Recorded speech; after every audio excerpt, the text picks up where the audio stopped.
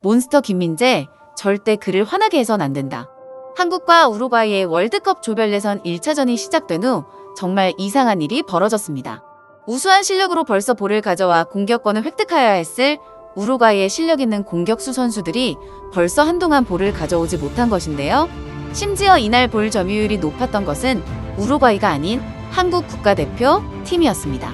이게 어떻게 된 일일까요? 자세한 내용 알아보겠습니다.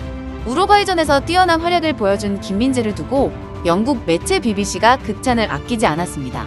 우루과이의 대표 공격수 다르윈 누네스와 루이스 수아레스는 몇 번의 볼을 가져왔지만 번번이 한국의 수비수들에 막혀 이렇다 할 득점을 내지 못했고 그 엄청난 수비의 중점에는 김민재가 있었던 것인데요.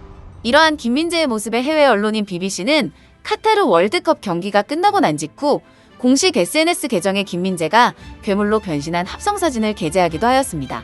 사진과 함께 언론은 몬스터 김민재 앞에서 우루과이 공격수들은 전혀 즐기지 못했다 라며 김민재는 절대 화나게 해선 안 되는 선수이다 라고 덧붙였는데요. 특히 사진 속 김민재 밑에는 우루과이의 대표 공격수 다르윈 누네스와 루이스 수아레스가 도망가는 듯한 포즈를 취하고 있어 눈길을 끌었습니다. 이번 경기에서 피파의 집계에 따르면 우루과이는 슈팅 10개를 기록하였지만 그럼에도 불구하고 골대에 들어갈 정도의 정확한 유효 슈팅은 단 하나도 나오지 못했다고 보도했습니다.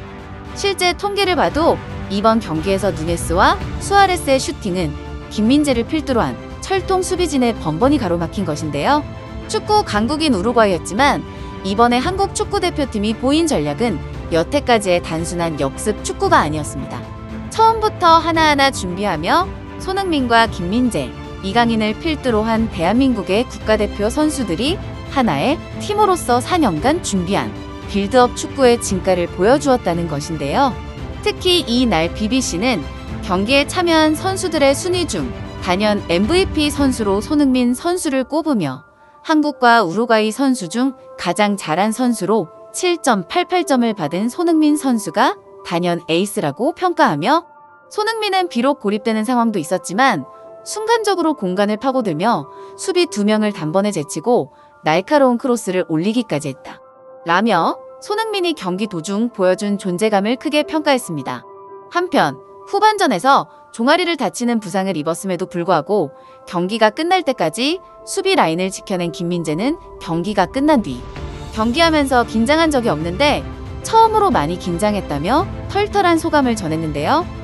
그러면서도 처음 월드컵을 지내며 배운 점이 많다. 좋은 경험이었다고 이야기하며 한국 국가대표 중에서도 수비팀 에이스로 강대국 우루과이를 상대로 철벽 수비를 보여주면서도 겸손한 소감을 전했습니다. 한편 잉글랜드 축구의 전설이자 BBC 해설위원 크리스 서튼의 승부 예측이 적중의 화제인데요. 지난 23일 일본의 독일전 2-1 승리를 점수까지 정확히 예상한 서튼은 한국과 우루과이전 무승부 결과까지 맞추었습니다. 하지만 이런 크리스 서튼 또한 우루과이가 경기를 통제할 것이라는 경기 전 분석은 완전히 틀렸었다면서 그 이유로는 대한민국이 새롭게 보여준 빌드업 축구와 손흥민과 김민재를 필두로 자신감 있게 플레이하는 한국 선수들의 모습이었다고 털어놓았습니다. 한편 이렇게 대단한 플레이를 보여준 대한민국 선수들의 컨디션에 대한 우려의 목소리도 나왔는데요. 대한축구협회 관계자는 우루과이와의 조별리그 1차전 진행 후 벤투호의 핵심 수비수 김민재의 오른쪽 종아리 통증에 대한 부분을 전했습니다. 우루과이전에서 역시 풀타임을 소화한 김민재 선수는 경기가 끝난 이후 오른쪽 종아리에서 통증을 호소하며 휴식을 하기로 결정했는데요. 김민재는 경기 후 심하지는 않은 것 같다고 말해 다행히 큰 부상은 아닌 것으로 알려졌습니다.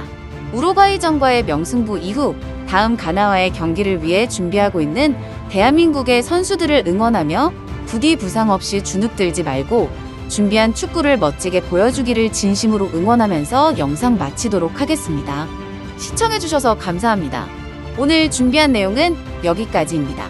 저는 또 국내 축구와 관련된 소식이 전달되면 빠르게 전달드리도록 하겠습니다.